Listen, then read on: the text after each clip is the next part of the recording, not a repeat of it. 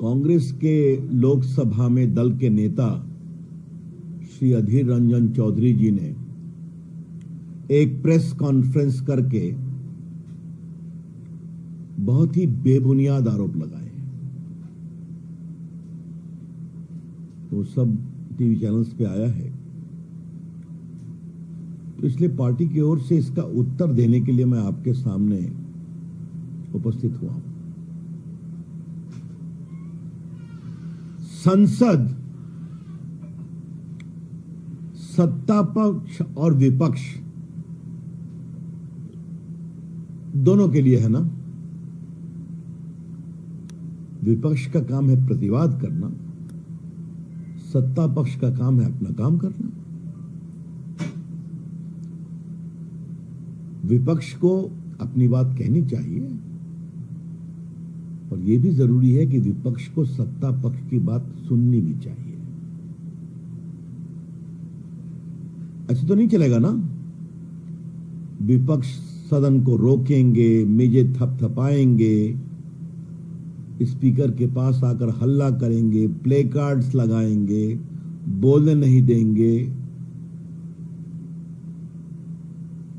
और फिर कहेंगे हमें बोलने नहीं दिया था।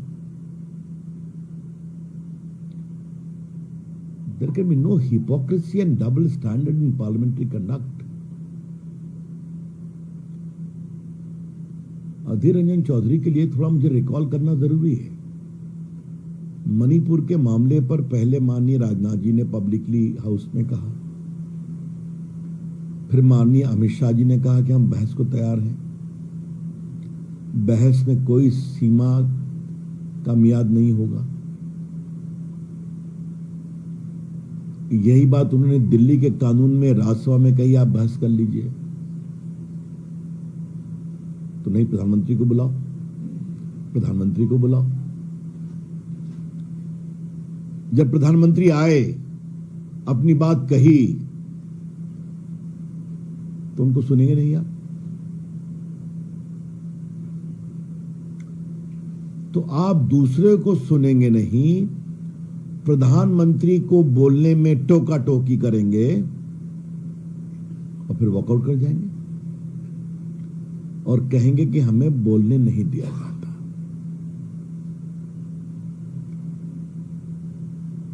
ये कोई नई बात नहीं है। पिछले सत्र में आप याद करिए, राष्ट्रपति जी के, माननीय राष्ट्रपति जी के भाषण के बाद जो धन्यवाद का प्रस्ताव होता है, इसमें 2 घंटे इन लोगों ने माननीय नरेंद्र मोदी जी को राज्यसभा में बोलने नहीं दिया। याद है ना? इंटरप्ट करते रहे कांग्रेस के लोग, उनके बड़े नेता। यही हाल यहां भी कर रहे थे। तो फिर मैं कहता हूं, आप प्रधानमंत्री को बुलाएंगे, आप नो कॉन्फिडेंस की नोटिस देंगे, आप उनको बोलने में व्यवधान करेंगे और उत्तर के समय चले जाएंगे।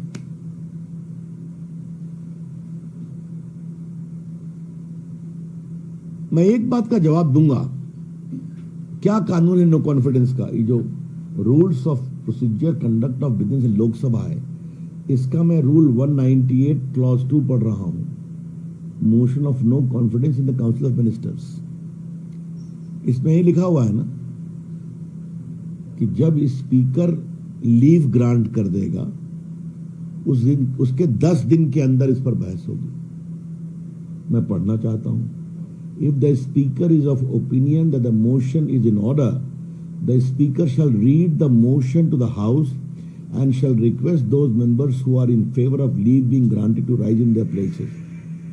And if not less than 50 members rise accordingly, the speaker shall declare that leave is granted and that the motion will be taken up on such date, not being more than 10 days from the date on which the leave is asked for. तो 10 दिन के अंदर बहस हुई कि नहीं हुई? आप हमें बताइए। तो आप गृह मंत्री जी को बोलने नहीं देंगे, बार बार कहने के बावजूद। जो उनका विभाग है, उनका मैंडेट है।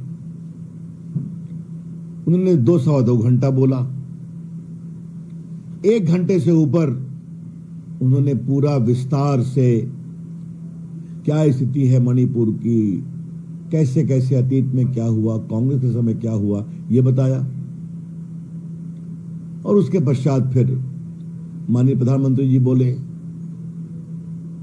अब ये कहां से युवराज राजीव गांधी ने कहा 2 मिनट बोले, और यही बात अधीर बाबू ने भी रिपीट कर दिया। ये सब रिकॉर्ड की बात है कि पीएम लगभग 25 मिनट आधा घंटा बोले मणिपुर पर और नॉर्थ ईस्ट पर। अमित शाह जी 1 घंटे से ऊपर बोले मणिपुर पर, नॉर्थ ईस्ट पर। तो आप सुनेंगे नहीं, आप वॉकआउट कर जाएंगे और उसके बाद कहेंगे प्रधानमंत्री बोले कहां। तो आप प्रधानमंत्री को बुलाएंगे, यह विश्वास का प्रस्ताव है, आपने लाया है। और एक बात मैं रिकॉर्ड को आज स्ट्रेट करना चाहता हूं, गौरव गोगोई जी ने थोड़ा बहुत जरूर बोला मणिपुर पर, नॉर्थ ईस्ट पर। बाकी विपक्ष के किसी नेता ने मणिपुर पर भाषण दिया कि मोदी जी को आरोप प्रत्यारोप, और कुछ लोगों ने गाली दिया, सरकार के खिलाफ टिप्पणियां की। तो आज जब सरकार के खिलाफ अविश्वास लाएंगे तो सरकार जवाब नहीं देगी क्या? तो जवाब वो तो जो हम चाहते हैं। ये तो कमाल है। चित भी मेरी, पट भी मेरी। हम ही मांग करेंगे और हम ही तय करेंगे, तुम क्या बोलोगे? संसद ऐसे नहीं चलती। और बाद में आप रोएंगे प्रेस में कि हमें बोल नहीं दिया गया। मैं बहुत पीड़ा से कहूंगा, पूरे विपक्ष का आचरण बहुत ही गैर जिम्मेदार ना रहा है। The conduct of the opposition has been utterly irresponsible.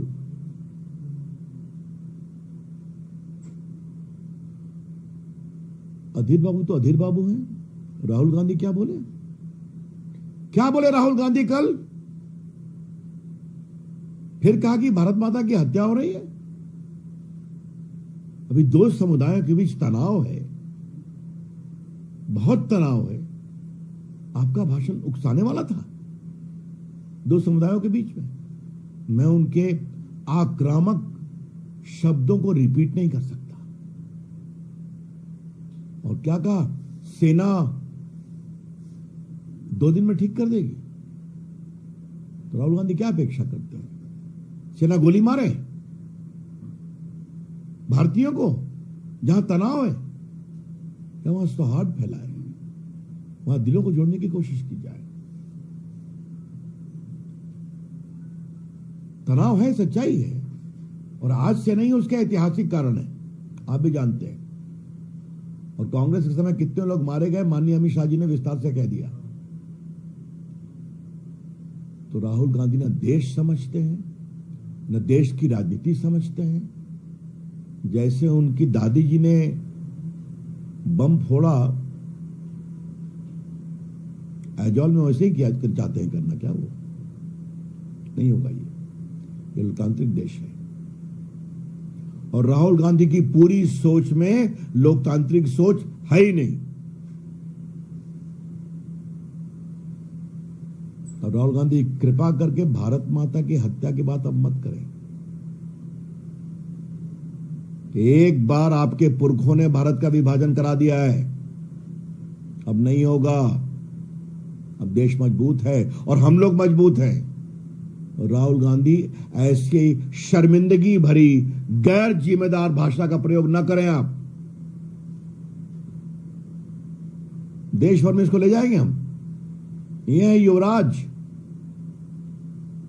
ये इनकी सोच है।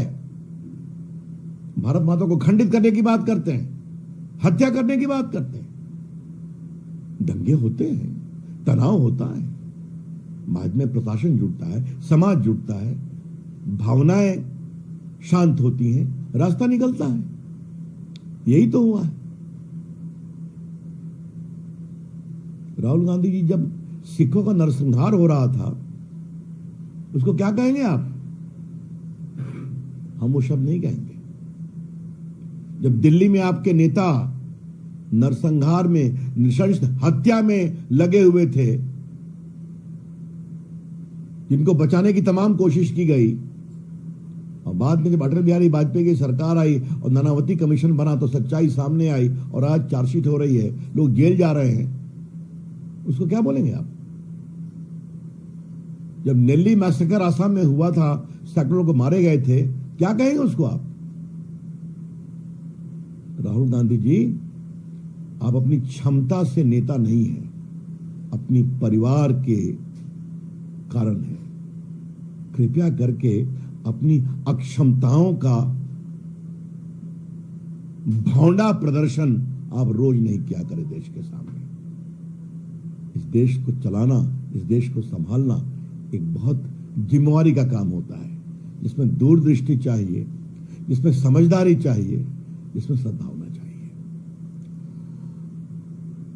मित्रों, एक दो अंतिम बात कहनी है। ये कहां से बोल रहे हैं श्रीमान अधीर रंजन चौधरी जी कि नो कॉन्फिडेंस के बाद कानून नहीं पास होता? ये कौन सा कानून पढ़ के आए हैं आप? मैं तो किताब लेके आया हूं और फिर रिपीट करूंगा।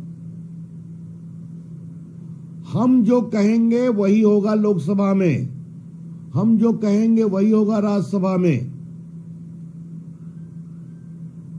जब तक प्रधानमंत्री नहीं आएंगे हम हाउस चलने नहीं देंगे। प्रधानमंत्री को लाने के लिए हम जानते हैं हम हरा नहीं सकते, वो बोल रहे हैं, तो हम नो कॉन्फिडेंस लाएंगे, वहां प्रधानमंत्री को बोलने नहीं देंगे, वॉकआउट कर जाएंगे, फिर कहेंगे बिल क्यों पास किया? बिल पास होगा, संवैधानिक है। अगर विपक्ष का यह आचरण होगा तो सरकार अपने राजकीय काम को रोक नहीं सकती। और कर जो भारत की पूरी क्रिमिनल व्यवस्था में जो भारतीय परिवेश से गुलामी औपनिवेशिक मानसिकता को समाप्त करते हुए जो क्रांतिकारी बदलाव किया है, माननीय प्रधानमंत्री नरेंद्र मोदी जी और माननीय गृह मंत्री अमित शाह जी का अभिनंदन। इसके बारे में सुप्रीम कोर्ट देश की अपेक्षा बहुत दिनों से थी कि क्रिमिनल केस फास्ट ट्रैक होने चाहिए, झूठे आरोपों से बचना चाहिए, टेक्नोलॉजी के साथ जल्दी से सुनवाई होनी चाहिए। और मेरे सबसे संतोष का विषय है कि जो भगोड़े हैं वो भागते हैं तो उनका ट्रायल सेपरेट होता है। अब आप भागेंगे, नहीं आएंगे तो आपके खिलाफ कार्रवाई होगी, सजा मिलेगी। ये देश बहुत दिन से अपेक्षा कर रहा था। सेडिशन समाप्त हो गया है, आतंकवाद को परिभाषित किया गया है। तो अधीर बाबू ये सब काम नहीं करें। बेटिंग और गैम्बलिंग पर जीएसटी लगाया है, बाकी कुछ किया है, तो क्या चाहते हैं अधीर बाबू? कुछ नहीं काम करें। ऐसे नहीं चलता देश, और हम ऐसे देश चलाएंगे भी नहीं। तो मुझे लगा कि अधीर रंजन चौधरी ने जो टिप्पणियां की थी उसके पूरे परिदृश्य के आलोक में पार्टी का स्टैंड प्रस्तुत करना। धन्यवाद। I am open to questions. Sir, LOP Adhir Ranjan Chowdhury का जो सस्पेंशन हुआ है उस पे मनीष तिवारी कह रहे हैं कि एक फिट केस है सुप्रीम कोर्ट में अपील करने के लिए। अधीर रंजन कह रहे हैं कि हम लोग इस पे डिसाइड करेंगे, अगर जरूरत होगी तो अपील करेंगे, क्योंकि आप लोग की जानकार हैं। आपका टेक इस पे क्या है, आपकी जानकारी? कांग्रेस में तो बड़े बड़े वकीलों की फौज है, ऐसा मैंने सुना है। कुछ बीच में एक आध दूसरी पार्टी में चले जाते हैं। करें, देखा जाएगा, जवाब दिया जाएगा। लेकिन इस बात का भी मैं जवाब देना चाहता हूं। उन्होंने प्रधानमंत्री के बारे में क्या कहा आपने भी सुना, वो लाइव गया ना। अब बाद में उसको तोड़ मड़ोड़ के प्रस्तुत कर रहे हैं। मैं भी हाउस में था ना, उन्होंने किससे तुलना की थी प्रधानमंत्री की, आप लोगों ने भी देखा था। कुछ तो गरिमा रखेंगे आप, कुछ भी बोल देंगे आप, इंटरप्ट करेंगे आप। जो कानून है वो तो कानून है, और वो माननीय स्पीकर साहब का निर्णय है, उस पर तो मैं कोई टिप्पणी नहीं करनी। उधर के लोग आके स्पीकर के बेंच पर ऐसे ऐसे हाथ पटकते हैं कि नहीं, आप मुझे बताइए। बार बार स्पीकर करते हैं, मत करें। वही राज्यसभा में एक सदस्य चले जाएंगे सीधा माननीय चेयरमैन के सामने और पूरी प्रोसीडिंग को रोकने की कोशिश करेंगे। मैं देश के सामने एक सवाल छोड़ना चाहता हूं, और यह सवाल बहुत जरूरी है। जिस पार्टी को दूसरी बार 303 का निर्णायक बहुमत मिला हो, जिसको तीसरी बार बहुमत निर्णायक और मिलने जा रहा हो, जिसने भारत को दुनिया में एक बड़ी शक्ति के रूप में 5वीं इकोनॉमी के रूप में प्रस्तुत किया हो, भारत का मान बढ़ा हो, भारत का सम्मान बढ़ा हो, क्या कुछ सांसद लोकतंत्र को इस तरह से असफल करेंगे? बेंच पटकेंगे, बहस नहीं होने देंगे? तो क्या किया जाए? ये तो अंतिम साल है ना। आपने देखा है कोई नई बात तो हो नहीं रही। राज्यसभा में एक पर्टिकुलर सेक्शन पर ही बहस करेंगे तो हम बहस होने देंगे, उसमें वोटिंग है, बहुमत आपको है नहीं। आप जानते हैं आपने कितने दिन खराब किए। तो इसमें एक स्पीकर है, चेयरमैन क्या करे? उनके पास शक्तियां तो है ना निर्णय करने की, उन्होंने किया। और हम भी चाहते हैं, रिपीट हम करना चाहते हैं।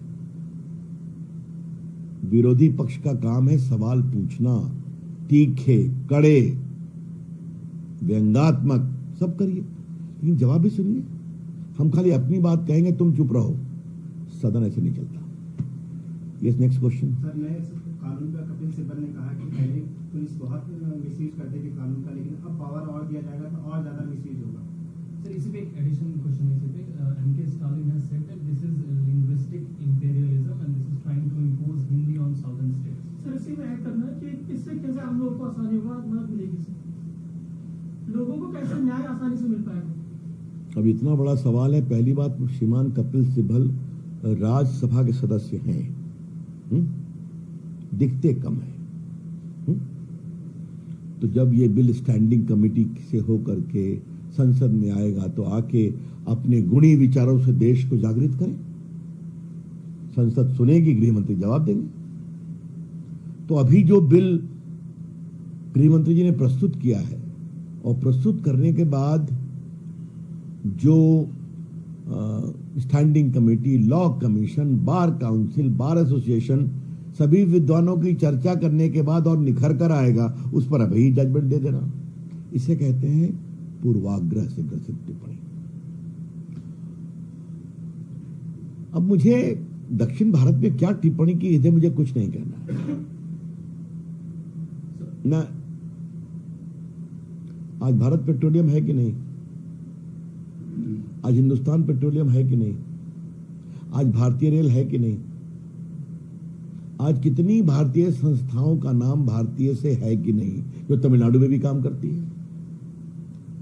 तो ये तो ब्रिटिश औपनिवेशवाद से जुड़े हुए ये तीनों कानून थे, penal code, Indian evidence act और सीआरपीसी। आज उसका भारतीय अपेक्षाओं, भारतीय आवश्यकताओं और आधुनिक चुनौतियों के आलोक में उसको किया गया। इस पर क्या आपत्ति है भाई? इस पर क्या आपत्ति है? अब देखिए, मैं बाकी बात कल माननीय अमित शाह जी ने बहुत विस्तार से बताई है, इस पर मुझे कुछ नहीं कहना है। सिर्फ 2-3 बातें मैं बोलूंगा।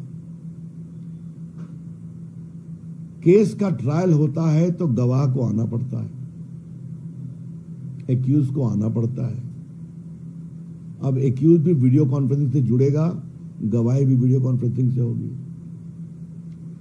जिस एसपी साहब ने केस का सुपरविजन किया था, उनका प्रमोशन होते होते वो डीआईजी, आईजी, डीआईजी और डीजीपी होकर रिटायर कर गए। अब उनकी प्रतीक्षा में केस डिले होता है वर्षों तक। अब है जो अभी एसपी है, वो रिकॉर्ड देख करके अपना स्टेटमेंट दे देगा। हर थानों में जाइए, वहां मोटरसाइकिल पड़ी है, वहां गाड़ी पड़ी है, वहां सब कुछ पड़ा हुआ है। ये केस प्रॉपर्टी है। थाने गंदगी का जंजाल लगते हैं। अब क्या निर्णय हुआ है? उसका वीडियो बना करके कोर्ट में दाखिल कर दीजिए, उसको उठा के डिस्पोज ऑफ करिए। चार्जशीट आपको 90 दिन के अंदर फाइल करना है। आपको एक 90 दिन और मिलेगा, और फिर केस की सुनवाई शुरू होगी और जज साहब को निर्णय के 30 दिन के अंदर फैसला देना है। तो ये नहीं कि सुनवाई कर लिया फिर चले गए छुट्टी पर या रिटायर हो गए या फिर ट्रांसफर हो गया। लेकिन सबसे बड़ी बात यह है जो बड़े परिवर्तन हुए इसमें, देश की बेटियों की सुरक्षा के लिए धर्म बदलकर शादी के झांसे में फंसाने के आरोप में 18 साल से कम बच्चियों के सामूहिक रेप के मामले में बहुत ही व्यापक प्रावधान किया गया है। बाकी 302 से आप बहुत ज्ञात थे, 420 से आप बहुत ज्ञात थे, अब सबका नया नंबर हुआ है क्योंकि पहले सरकार, ब्रिटिश सरकार को बचाने वाले नियम अधिक बनाई हुई थी और बाद में नंबर दूसरा आता था। तो Indian evidence act, CrPC, police की जवाबदारी और सबसे बड़ी बात है आप जब्ती करेंगे तो उसकी वीडियोग्राफी करनी पड़ेगी। ये पुलिस के खिलाफ शिकायत आती है ना बार बार कि साहब आपने जब्ती किया, उन्होंने बाद में रख दिया। उस वीडियो की एक कॉपी उसको भी देंगे जिसके यहां से सीजर किया। और जिन कैदियों ने अपना आधा सजा काट दी उसको छुट्टी करो, बाहर निकालो। अभी तक 2 साल की सजा का सबरी ट्रायल होता था, अब 3 साल का सबरी ट्रायल हो रहा है। मॉब लिंचिंग को डिफाइन किया गया, उसमें 7 साल से लेकर फांसी की सजा दी गई है। सेडिशन, राजद्रोह का कानून समाप्त हो गया, देशद्रोह का कानून है। आतंकवाद को परिभाषित किया, कोई देश को तोड़ेंगे तो कार्रवाई होगी। तो ये बहुत ही आमूल चूल परिवर्तन है भारत की क्रिमिनल न्याय व्यवस्था में। माननीय गृह मंत्री जी का अभिनंदन, माननीय प्रधानमंत्री जी का अभिनंदन, और भारत की न्याय व्यवस्था को त्वरित करने में इसका बहुत उपयोग होगा। Any other question? That's all? Sir, your party colleague has claimed that Sonia Gandhi and Rahul Gandhi met Chinese Communist चलो Party चलो leader चलो in चलो Delhi. बहुत Any other question? Sir, Mamata Banerjee ने मोदी सरकार पर कई आरोप लगाए गए कि पीएम केयर फंड, राफेल, कई सारे घोटाला। माननीय राष्ट्रीय अध्यक्ष जी है बंगाल में, उसका जवाब दे देंगे। That's all. Thank you. Odisha today को आज ही सब्सक्राइब करंतु एवं टिकी लिखि खबर पाहंतु।